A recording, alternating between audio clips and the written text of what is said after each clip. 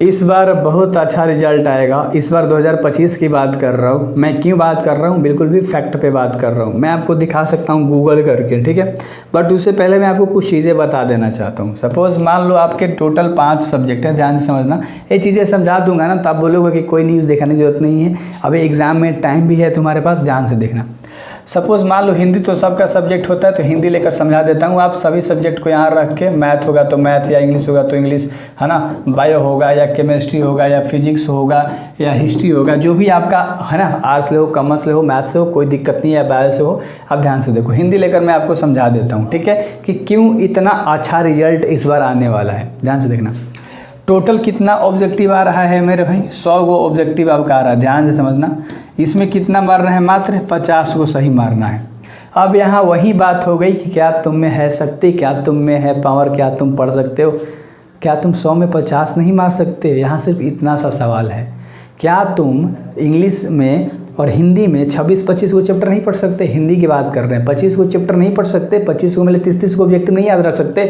अगर फैक्ट की मैं बात करूँ ना, अगर पढ़ाई की बात करूँ, तो अगर आप डेली 2 घंटा देते हो ना सिर्फ हिंदी पे, तो लगातार अगर आप 15 दिन देते हो तो हिंदी तुम्हारा कंप्लीट हो जाएगा। समझ में आ रही है? तुम पढ़ नहीं रहे हो। आप चाहोगे तो 20 से 25 घंटा में ग्रामर खत्म कर सकते हो, क्योंकि ग्रामर से तुम्हारा सिर्फ ऑब्जेक्टिव ही तो मारना है, ज़्यादा थोड़ा ना लो। चाहे यार ऑब्जेक्टिव कर लो, ऑब्जेक्टिव देख लो। अगर कोई कॉन्सेप्ट समझ में नहीं आता, सिर्फ ऑब्जेक्टिव के क्वेश्चंस लगाओ ना यार, 15 दिन लगातार 2-2 घंटे देखो, रटो, याद करो, चीज़ें बिल्कुल भी मज़ा आ जाएंगी भाई। तुम एग्जाम में नंबर लेकर आना है। और हिंदी पढ़ लोगे तो ग्रामर कहीं कहीं काम आता है आगे कॉम्पिटिटिव में, वरना अगर आप थोड़ा सा आगे जाके चेंज कर दोगे अपना कैरियर ऑप्शन तो भी नहीं मिलेगा।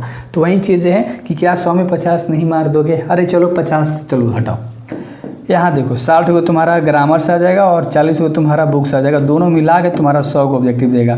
तो क्या तुम 50 को नहीं मार दोगे मेरे भाई? क्या तुम इतना सा साहस नहीं है कि तुम 15 से 20 घंटे पढ़ सकते हो ध्यान से? नहीं है। चलो आगे बताता हूँ। सपोज मान लो मैथ किसी का होगा, टोटल 100 नंबर का एग्जाम होता है, 200 नंबर का क्वेश्चन आता है। अब कहोगे ये कैसा लॉजिक है? जितने भी क्वेश्चंस आते हैं ना, डबल क्वेश्चन आते हैं। अगर ध्यान से देखो, 10 को क्वेश्चन आ गया ना, तो मान लो उसमें कितना बनाना है? 5 को। अगर 6 को क्वेश्चन दे रहा है ना, उसमें 3 को बनाना है। ध्यान से समझ में आ रहा है चीज़ें? बिल्कुल भी चीज़ें मेरे भाई अच्छे से समझनी है, ठीक है। 3 नंबर वाला अगर 6 को क्वेश्चन आ रहा है, उसमें आपको 3 को बनाना है। यानी कि 100 नंबर का तो तुम्हारा एग्जाम हो रहा है ये मैथ में, लेकिन तुम्हारा पेपर तो आ रहा है 200 में। तो क्या 200 नंबर में तुम 100 नंबर से मान लो 90 नंबर नहीं लेकर आ जाओगे? 100 में 90 थोड़े लाना है, 200 में तुम्हें 90 नंबर लेकर आना है। इस तरह से थोड़ा सा कॉन्सेप्ट को समझो। और में करके क्वेश्चन दे रहा है, समझ रहे हो? यानी 5 नंबर में 2 क्वेश्चन, कोई एक को बना लो तो 5 नंबर तुम्हें मिल जाएगा। एक्चुअली 10 नंबर तुम्हारे पास है वो, लेकिन एक ही बनाना है, तो तुम्हें दोनों में कोई तो एक को आएगा। समझ में आ रही है चीज़ें मैं बोलना क्या चाहता हूँ? तो तुम पढ़ नहीं रहे हो भाई, समझ रहे हो?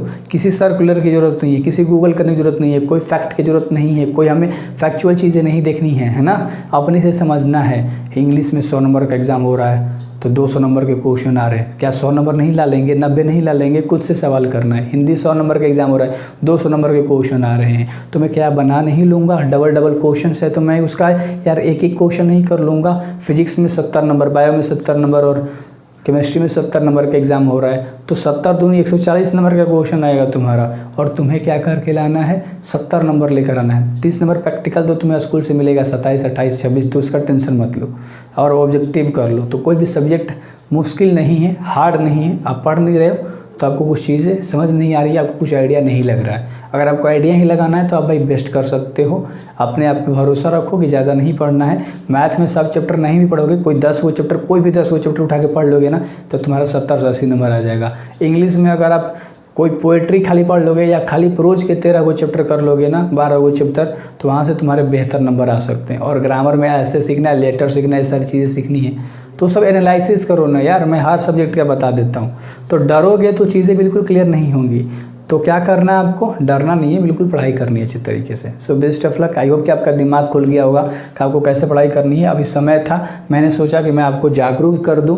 एंड अगर आप चाहते हो तो आप मेरा प्ले स्टोर का मतलब प्ले लिस्ट का आप जाओगे चैनल के अंदर तो प्ले लिस्ट मिलता है, वीडियोस का सेक्शन मिलता है, शॉर्ट का सेक्शन मिलता है। तो आप प्ले लिस्ट वाले में जाओगे तो हिंदी का मिल जाएगा, इंग्लिश का मिल जाएगा, मैथ का मिल जाएगा, ग्रामर का मिल जाएगा। उस प्ले लिस्ट का इस्तेमाल करो और सारे वीडियोज़ देख लो।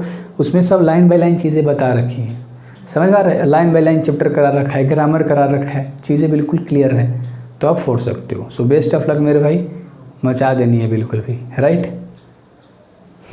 सब्सक्राइब कर लेना यार।